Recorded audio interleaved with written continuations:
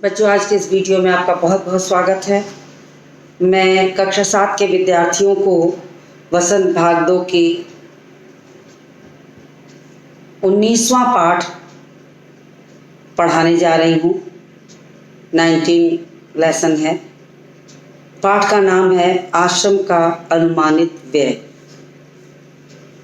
जो गांधी जी ने अनुमान लगा करके एक आश्रम में रहने वाले खर्च के ऊपर अपना ब्यौरा बनाया था, उसी पर आधारित ये पाठ है। खुद इनका अनुमान किया हुआ गांधी जी का जो पूरा नाम था मोहनदास करमचंद गांधी था। इन्होंने अनुमान लगाया था कि क्या खर्च आ सकता है एक आश्रम को अगर सुचारू ढंग से हमें चलाना हो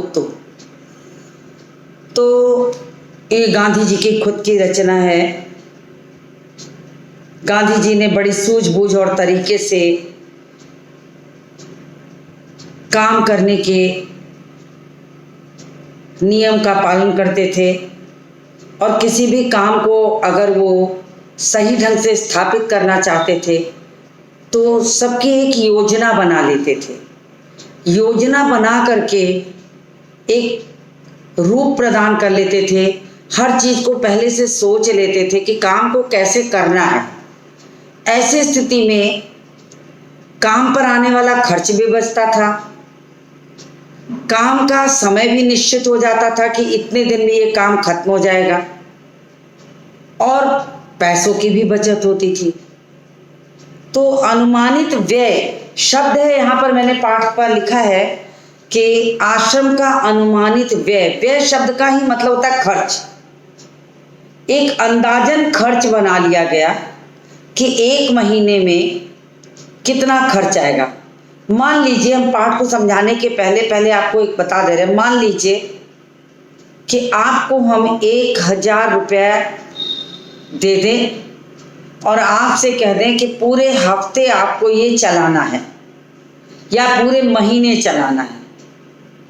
अब आप क्या करेंगे या हम क्या करेंगे, हमें ये मिलेगा तो हम ये करेंगे कि उस 30 दिन का एक अनुमानित खर्च तैयार कर लेंगे कि हमें इस 1000 रुपए को कैसे कैसे किस किस चीज़ों में कितना कितना खर्च करना है, और उसमें हमें बचत भी करनी है। मान लीजिए, देखिए, खर्च और बचत एक ही सिक्के के पहलू हैं। अगर आप अपनी आमदनी, अपने वेतन, अपने पैसों का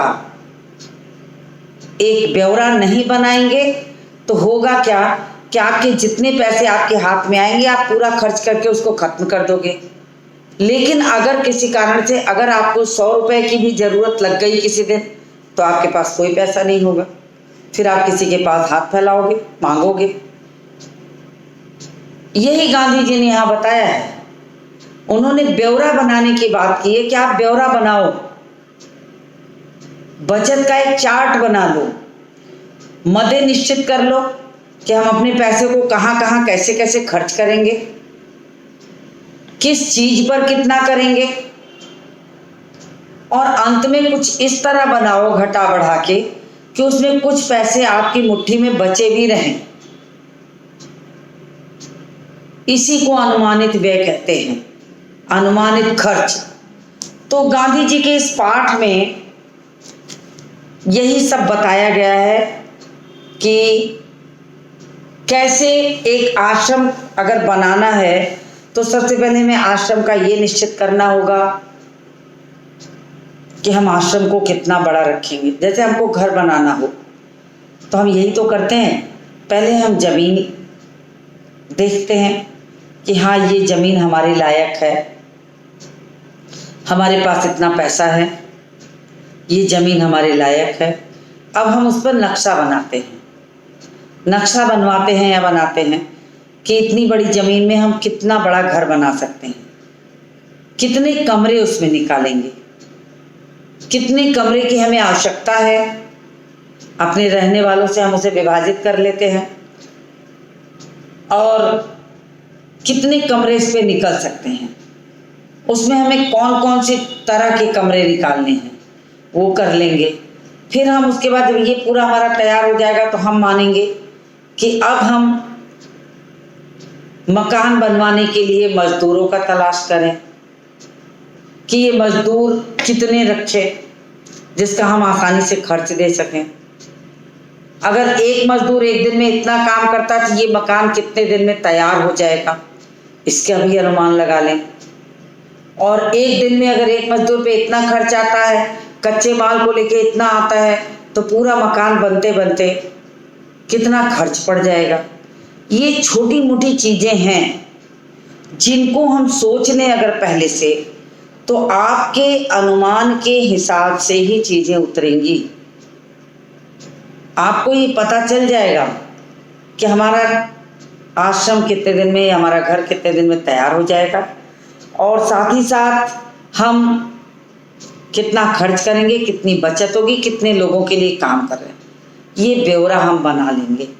ऐसे ही गांधी जी ने आश्रम बनाने की सोची। 40 लोगों के लिए एक आश्रम बनाना चाहते थे, तो उन्होंने क्या क्या किया, कैसे कैसे किया, वो आगे पाठ में है। मैं अब पाठ को पढ़ूंगी और उसकी व्याख्या करके आपको समझाऊंगी। तो दक्षिण अफ्रीका से जब गांधी जी अहमदाबाद लौटे तो उन्होंने एक आश्रम की स्थापना की, और आश्रम बनाने के लिए प्रारंभिक सदस्य कितने होंगे, उन सदस्यों को रहने के लिए हमें क्या क्या चीज़ें की आवश्यकता है, अहमदाबाद में स्थापित आश्रम का संविधान स्वयं गांधी जी तैयार किए, नियम क्या क्या नियम वहाँ लागू होंगे, तो ये सारी चीज़ें हुई। अब आप पाठ को प्रारंभ करती हूँ, आप भी अपनी पुस्तक के साथ तैयार हो जाइए, पढ़ना शुरू करते हैं। आरंभ में संस्था यानी आश्रम में 40 लोग होंगे। कुछ समय में इसकी संख्या के 50 हो जाने की संभावना है। अब गांधी जी ने सोचा कि मुझे एक आश्रम बनाना है, और आश्रम कितने लोगों के लिए बनाना है, 40 लोगों के लिए। उन्होंने कहा, सोचा कि सबसे पहले मैं शुरू में 40 लोगों को इसमें रखूंगा, और जब 40 लोग इसमें रहने लगेंगे और उसके बाद मुझे आवश्यकता पड़ेगी तो मैं 10 लोगों को और बढ़ा दूंगा। या 10 लोग, ये मान के चलिए कि 40 लोग अगर वहाँ रहने वाले हैं तो 10 मेहमान भी आ जा सकते हैं 40 लोगों के बीच। तो ये विचार विमर्श उन्होंने अपने मन मस्तिष्क लोगों से करके अच्छी तरह निर्णय ले लिया कि वो आश्रम कैसे बनाएंगे और कितने लोगों के लिए। तो ये निश्चित हो गया कि आश्रम बनाएंगे 40 लोगों के लिए। बाद में ये मान के चले कि 50 का भी हो सकता है, या 50 अतिथि भी आ गए, यानी 10 लोगों के अतिरिक्त रहने की जो जगह है वो इसमें उन्होंने मान ली कि और होनी चाहिए। हर महीने औसतन 10 अतिथि के आने की संभावना है।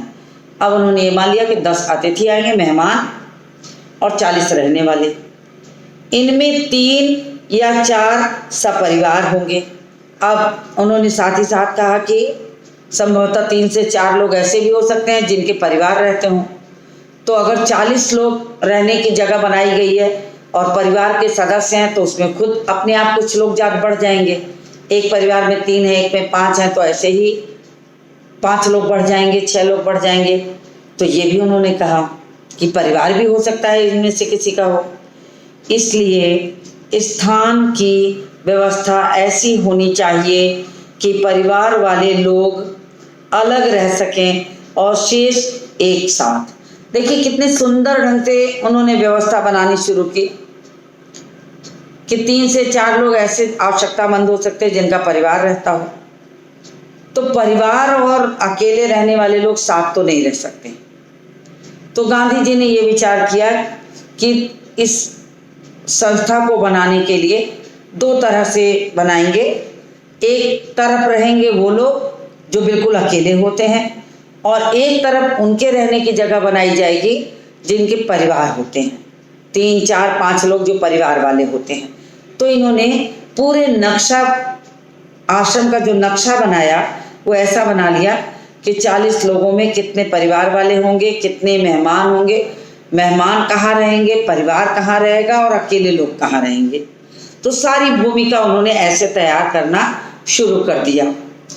इसको ध्यान में रखते हुए 3 रसोई घर हों, मकान कुल 50,000 वर्ग फुट क्षेत्रफल में बने तो सब लोगों के लायक जगह हो।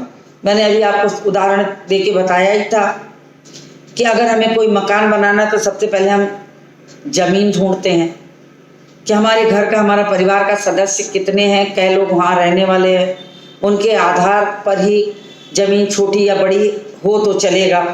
तो इन्होंने भी यही सोचा कि आश्रम हमको कितने लोगों के लिए बनाना है और कितनी बड़ी ज़मीन लगेगी।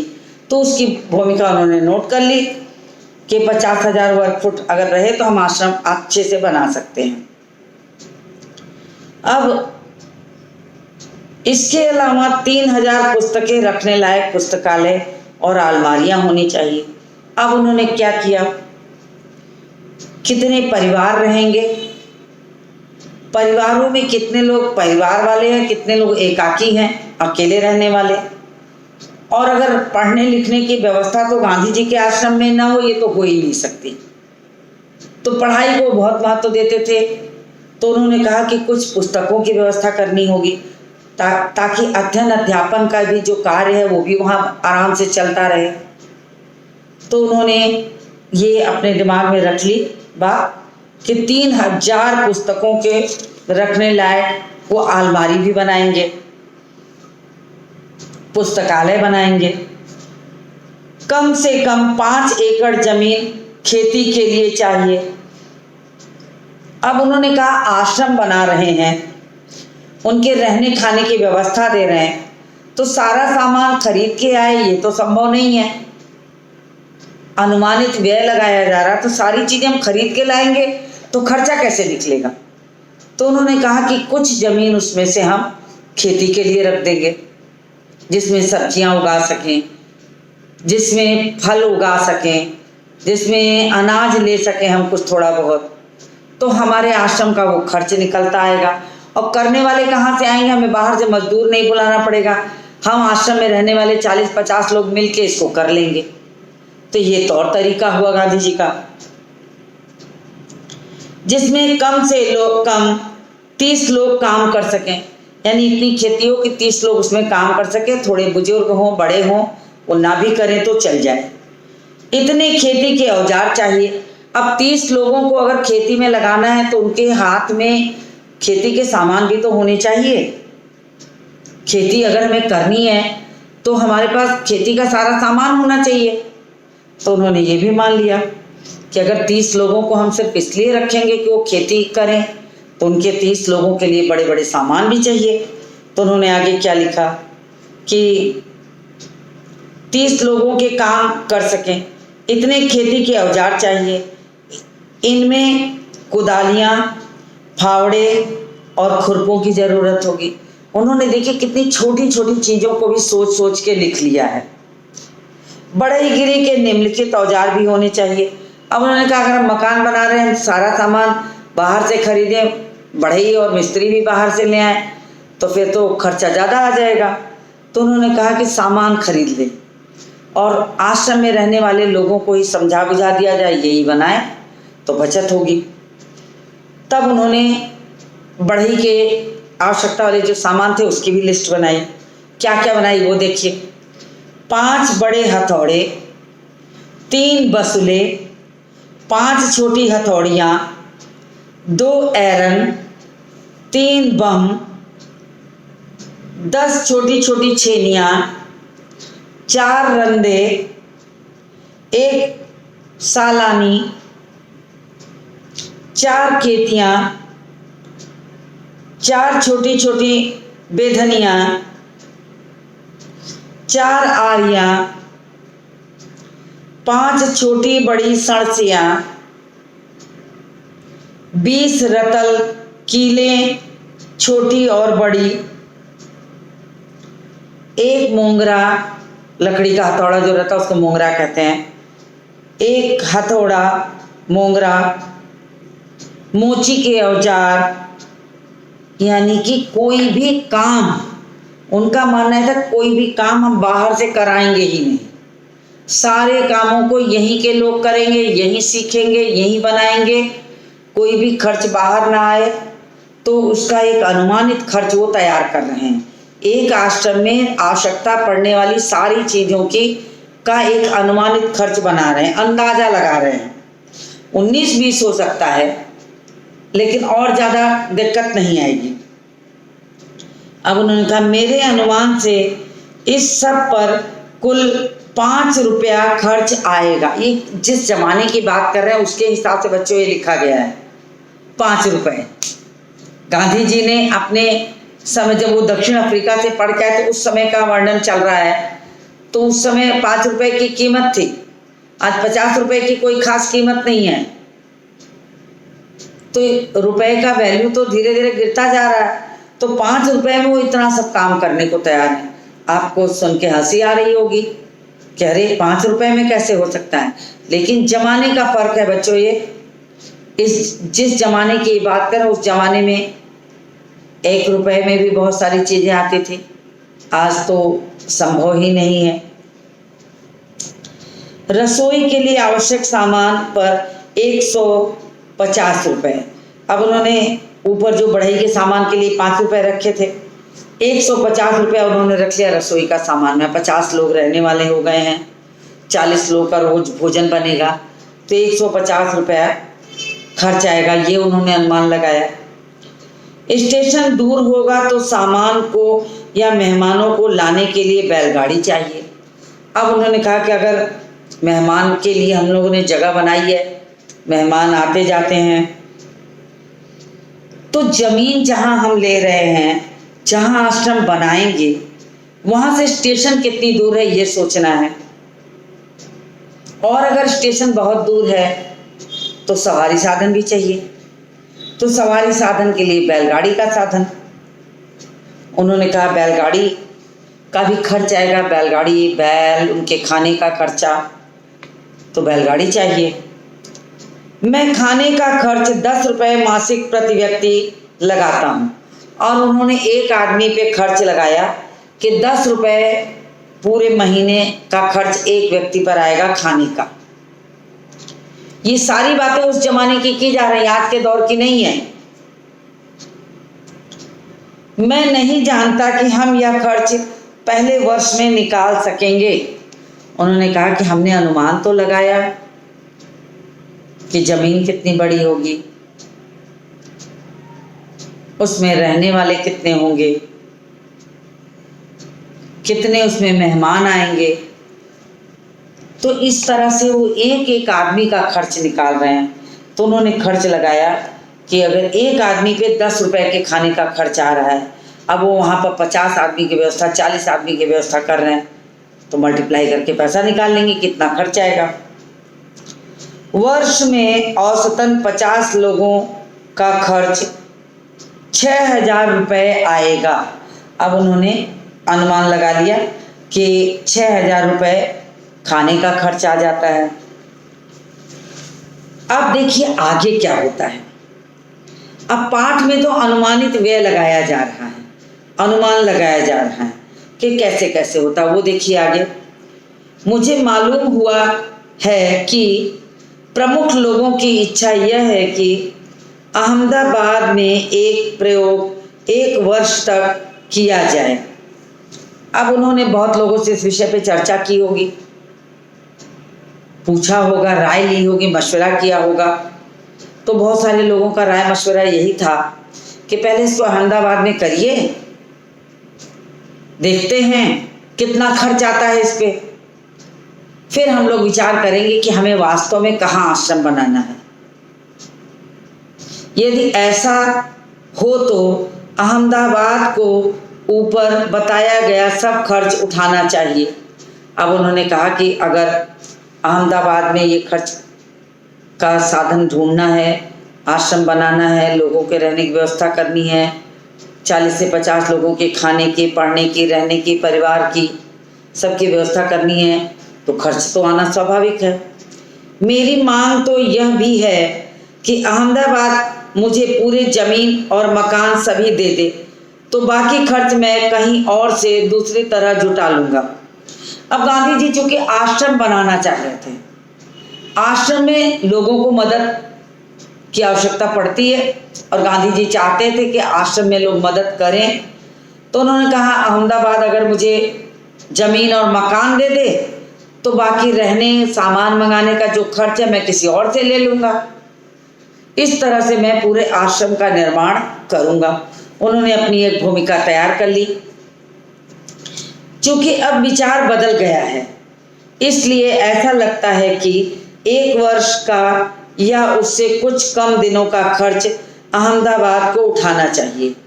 अब जब उन्होंने ये विचार बना लिया था कि पहले आश्रम अहमदाबाद में 1 साल के लिए बनाया जाए, देखा जाए, अगर उससे सही ढंग से हम चला ले जाएंगे तो फिर हम इसको आगे बढ़ाएंगे, तो लोगों का विचार हुआ कि अहमदाबाद को ही ये खर्च उठाना चाहिए।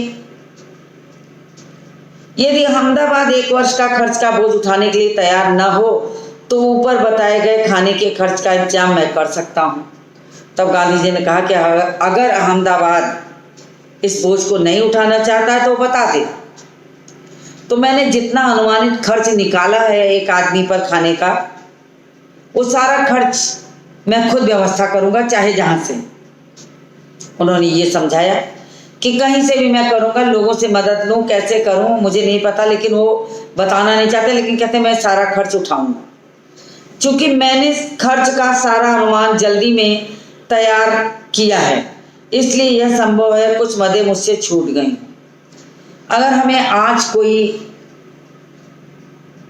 पैसों का एक मुश्त पैसों की जो संख्या है बता दी जाए कि ये 1 लाख रुपए मैं आपको दे रहा हूँ या दे रही हूँ और आप मुझे 1 महीने का खर्च बताइए, बना के दीजिए, तो हमें छोटी छोटी चीज़ों को सोचना पड़ेगा कि हम उस पैसे को कैसे कैसे खर्च करेंगे, कितने आदमियों के लिए खर्च करेंगे, कितना आपातकाल के लिए रखेंगे, कितना परेशानी में पड़ने पर उसकी आवश्यकता होगी, हमें सच होगा। उसमें कभी कभी ऐसा भी होता है कि कुछ चीज़ें छूट जाती हैं, हमें लगता है कि बहुत चीज़ें हमें और कुछ जोड़नी चाहिए तो वो बाद में याद आती हैं, तो वो कहते हैं कि शायद मुझसे भी ऐसा हो जाए कि कुछ चीज़ें छूट जाएं। इसके अतिरिक्त खाने के खर्च के सिवा मुझे स्थानीय स्थितियों की जानकारी नहीं है। उन्होंने कहा कि और खाने की खर्च की बात करें तो उसके अलावा मुझे और स्थानीय खर्च क्या क्या आएगा, क्या क्या आवश्यकता वहाँ पड़ सकती है, इसका मुझे बहुत अनुमान नहीं है कि मैं क्या करूँ, इसलिए मेरे अनुमान में भूल भी हो सकती है। इसलिए उन्होंने कहा कि संभवतः मैंने जो अनुमान लगाया है, हो सकता है वो अनुमान थोड़ा 19-20 हो जाए, गलत हो जाए, थोड़ा बहुत और जोड़ना या कम करना पड़ जाए। वो सारी बात ये जो है समझाने की कोशिश करते हैं।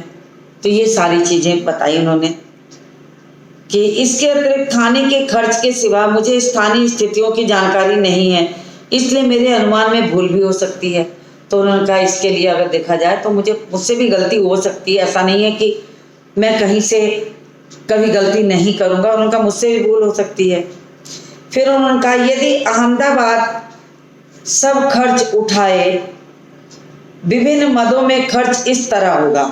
उन्होंने कहा कि अगर अहमदाबाद सब खर्च उठाना चाहता तो उसका अनुमानित खर्च मैंने यहाँ बनाया है, आप सब लोग उसे देख लीजिए, अनुमान कर लीजिए कि किस पे कितना खर्च होगा, तो आपको खुद ही समझ में आ जाएगा।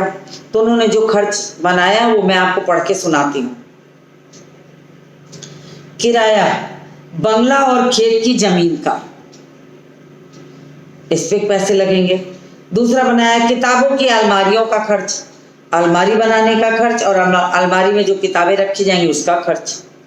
बढ़ई के औजार का खर्च, मोची के औजार का खर्च, चौके का सामान, चौका मतलब किचन रसोई, किचन या रसोई, तो चौके का सामान, एक बैलगाड़ी या घोड़ा गाड़ी सामान कैसे आएगा बाजार से, कैसे लोग स्टेशन से मेहमान आएंगे तो एक बैलगाड़ी या घोड़ा गाड़ी भी रखनी होगी।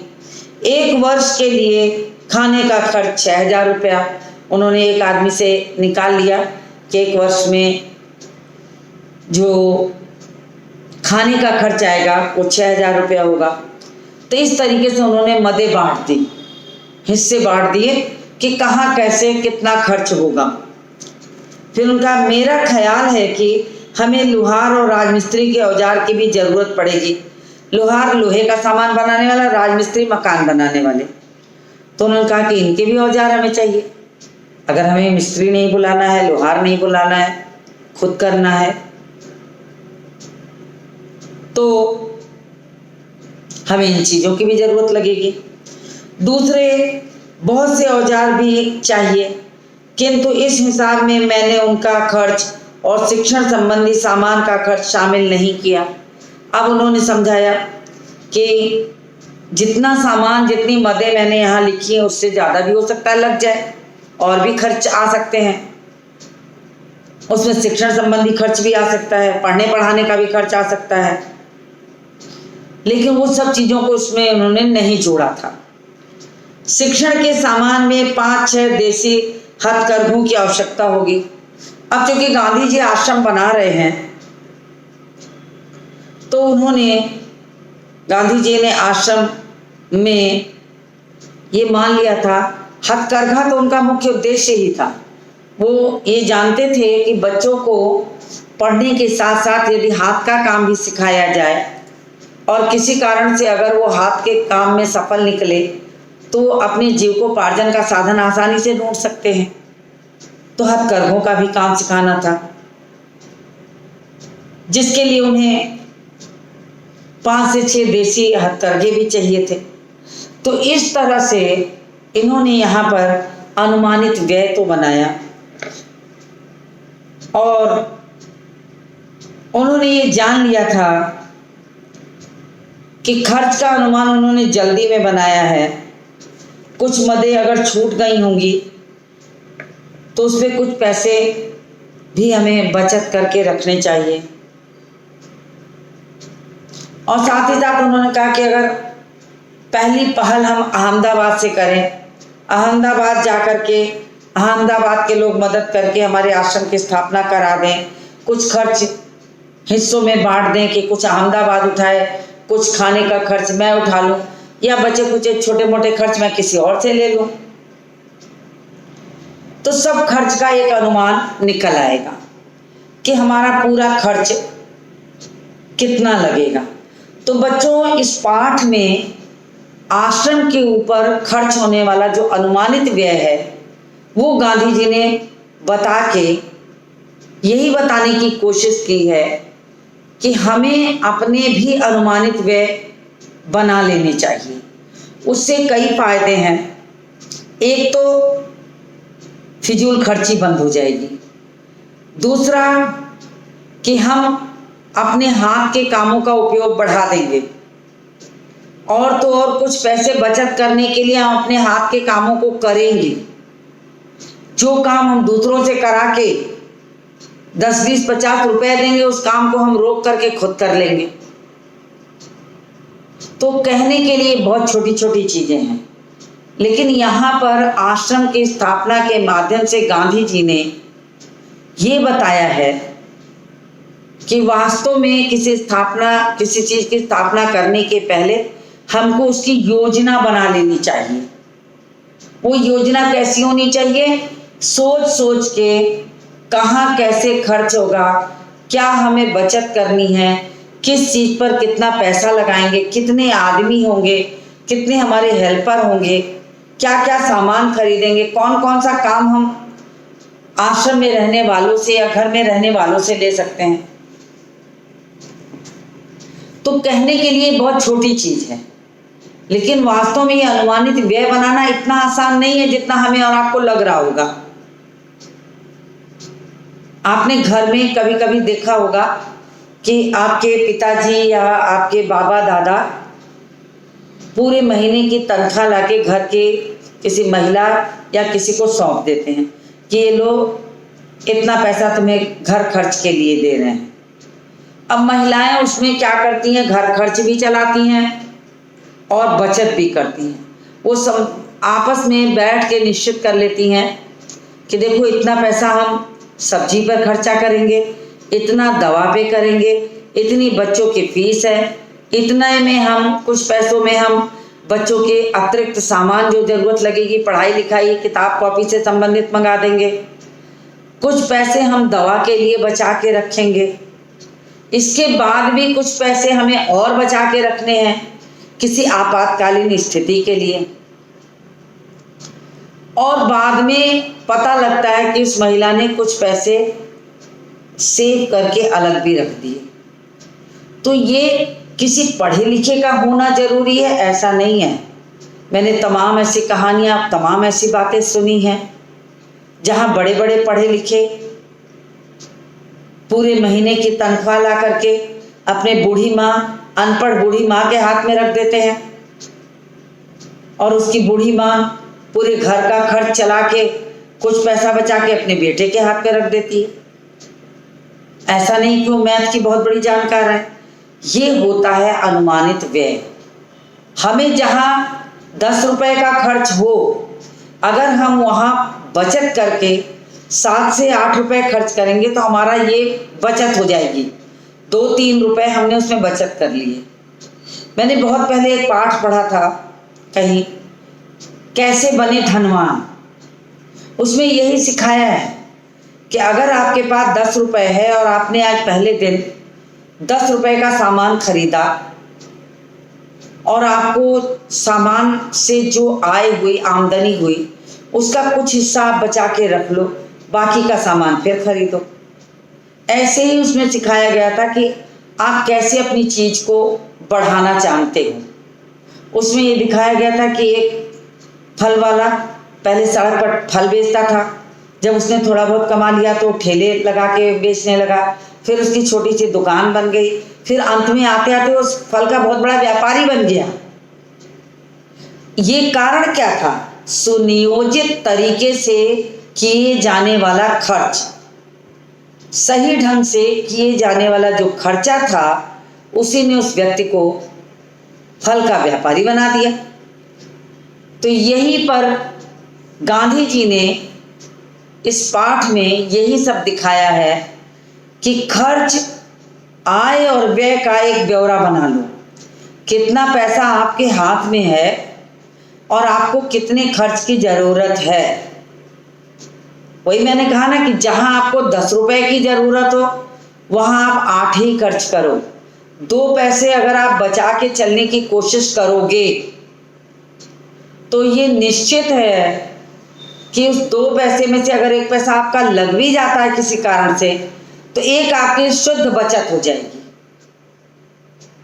और यही शुद्ध बचत बाद में आपको अच्छा रुपया पैसा इकट्ठा करके दे सकता है या दे सकती है, जो भी हो। तो गांधी जी ने भी यही किया, एक आश्रम बनाने का अनुमानित व्यय तैयार किया। इस पाठ को संभवतः गांधी जी ने जो बनाया था कि उसके पीछे बच्चों जो उद्देश्य है वो यही है कि आपको अपनी खर्च के लिए जितना जेब खर्च मिलता है, आप उसमें से कितनी बचत कर ले जाते हो, खर्च के बाद कितनी आपकी बचत होती है, वो बचत ही इकट्ठा होकर आपके पास मूलधन की तरह इकट्ठा हो जाएगी, अधिक पैसे की तरह। ये छोटी छोटी बातें इस पाठ में से हमें सीखने को मिलती हैं कि हमें अपना खर्च कैसे चलाना चाहिए, हमें अपना ब्यौरा कैसे बनाना चाहिए। यदि हम किसी नए काम में हाथ डाल रहे हैं तो हमें सोच लेना चाहिए कि उस नए काम को करने के पीछे क्या क्या खर्च आ सकता है, कितना पैसा लगेगा, कौन कौन सा सामान लगेगा। सब कुछ अगर हम तैयार कर लेंगे तो ये निश्चित है कि हमारा जो काम है सुनियोजित तरीके से संपन्न होगा। तो पाठ में गांधी जी ने आश्रम का अनुमानित व्यय के माध्यम से यहाँ पर यही चीज़ें सिखाई हैं। तो पाठ बहुत छोटा सा था, एक ही वीडियो में ये ख़त्म हो गया है, जिसमें मैंने आपको बहुत सारी अतिरिक्त चीज़ें भी बताई कि आप अनुमानित व्यय कैसे बना सकते हैं।